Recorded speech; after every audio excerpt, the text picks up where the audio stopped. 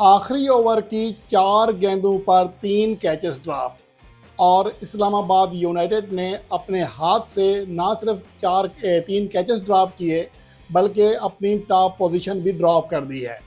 अब Pakistan super league 2025 के points table पर कोयटा ग्लैडिएटर्स पहली बार टॉप पोजीशन पर आ चुकी है और इस्लामाबाद यूनाइटेड जिसने पीएसएल 2025 का पहला मैच जीता और मुसलसल 5 कामयाबी हासिल की, पहली बार वो टॉप पोजीशन से नीचे आ चुकी है और लगातार 5 मैचेस जीतने वाली इस्लामाबाद यूनाइटेड को मुसलसल तीसरी शिकस्त हो चुकी है।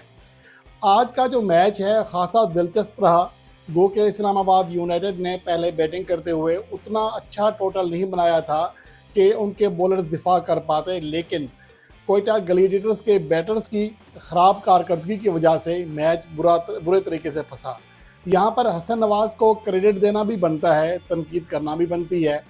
क्रेडिट इसलिए कि मुश्किल हालात में बड़े ही अच्छे तरीके से और प्रेशर को ऑब्जर्व करते हुए बहुत शानदार बैटिंग की और उनकी ये बैटिंग ही कोयटा ग्लैडिएटर्स को इस मैच पर ले आई या इस सतह पर ले आई कि वो मैच का फैसला कर सके। लेकिन आखिरी ओवर्स में जिस तरह उन्होंने हवाई फायरिंग की वो मेरे ख्याल में सही नहीं थी। उनको ठीक है, उनके पास और कोई चारा भी नहीं था, लेकिन खेलने का अंदाज़ बहरहाल थोड़ा सा उन्हें अंधाधुंध नहीं खेलना चाहिए था। इससे पहले बहरहाल उन्होंने शानदार बैटिंग की, बड़ी समझदारी के साथ बैटिंग की और वो बैटिंग की जो कि उनकी टीम को ज़रूरत थी और ये उनकी पाकिस्तान सुपर लीग में पहली 50 है। इससे पहले उनके ऊपर मैं भी कहता रहा हूँ कि वो एक फ्लो की नहीं थी, लेकिन आज उन्होंने किसी हद तक ये बात साबित कर दी है कि उनके अंदर टेम्परामेंट भी है और वो अच्छे बैटर्स बन सकते हैं। लेकिन उन्हें शायद पाकिस्तान टीम में जल्दी मौका दिया गया था तो उसको वो शायद कंटिन्यू नहीं कर सके। लेकिन आज की जो इनिंग्स है ये हसन नवाज़ के कैरियर के लिए बहुत ही अहम होगी और आज की बैटिंग के बाद ये कहा जा सकता है कि हसन नवाज़ ने ख़ुद को एक अच्छे बैट्समैन के रूप में मनवा लिया है।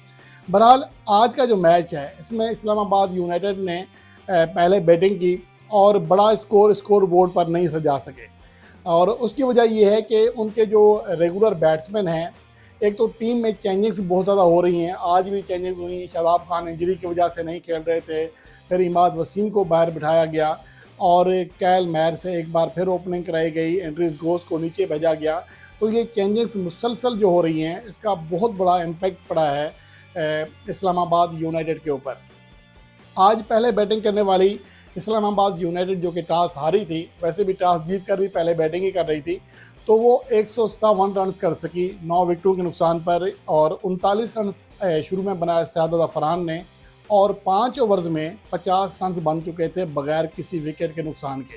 लेकिन बाद में सूरत हाल यकायक तब बदली जब एक मौका पर 8.1 ओवर में 70 रन पर सिर्फ एक विकेट गिरी हुई थी और लग रहा था कि इस्लामाबाद यूनाइटेड 200 रन की जानिब जा रही है, लेकिन 12.6 ओवर तक यानी 13 ओवर तक सिर्फ 91 रन पर 6 विकेटें इस्लामाबाद यूनाइटेड की गिर चुकी थी। यानी कि अगले 4.5 ओवर्स में सिर्फ 20 रन पर 5 विकेटें गिरी और ये वो लम्हा था जब इस्लामाबाद यूनाइटेड के हाथ से मैच निकल गया और बाद में मोहम्मद नवाज़ ने किसी हद तक बेहतर बैटिंग की और टीम को मैच में वापस ले आने की कोशिश की।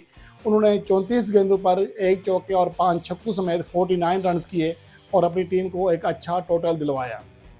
लेकिन और वह यहाँ पर मैं बात करना चाहूँगा कोयटा ग्लैडिएटर्स के बॉलर फ़हीम अशरफ की, जो कि आज 4 विकेट हासिल करने में कामयाब रहे, अच्छी बॉलिंग परफॉर्मेंस का मुजाहरा किया।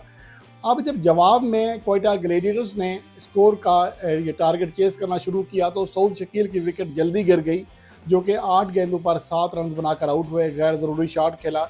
उसके बाद फेन एलन ने जो कि तेज़ खेल रहे थे वो भी आउट हो गए, 13 गेंदों पर 20 रन किए।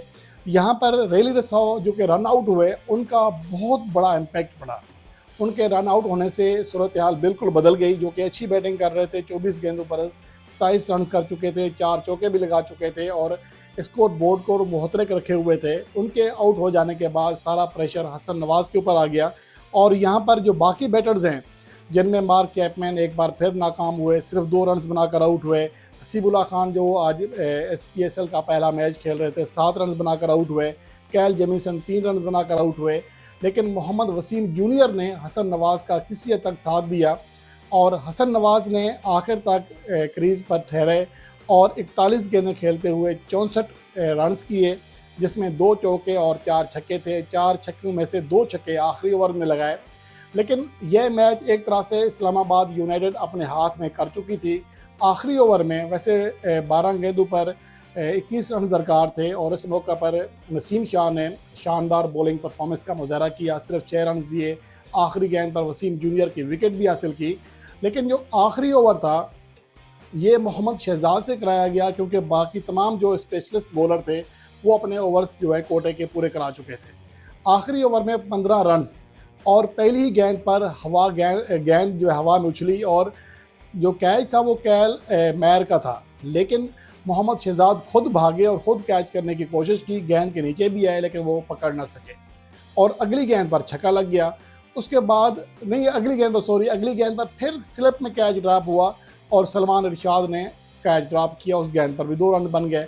उसके बाद क्या हुआ, अगली जो तीसरी गेंद थी उस पर छक्का लगा। फिर अगली गेंद पर जो कैच था वो विकेट कीपर का था, सलमान इरशाद आगे आ गए, फिर कैच ड्रॉप हो गया। अगर इन 3 में से एक कैच भी हो जाता तो मैच फंस सकता था, बल्कि शायद इस्लामाबाद यूनाइटेड जीत भी जाता, लेकिन ऐसा नहीं हो सका। और फिर 5वीं गेंद पर हसन नवाज़ ने गेंद को बाउंड्री लाइन के बाहर फेंककर इस्लामाबाद यूनाइटेड के नाम शिकस्त कर दी और उनसे टॉप पोजीशन भी छीन कर कोयटा ग्लैडिएटर्स के नाम कर दी।